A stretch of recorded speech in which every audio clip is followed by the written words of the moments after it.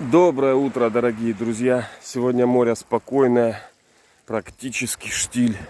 Вода прозрачная, как слеза, теплая, воздух теплый. Продолжается сезон.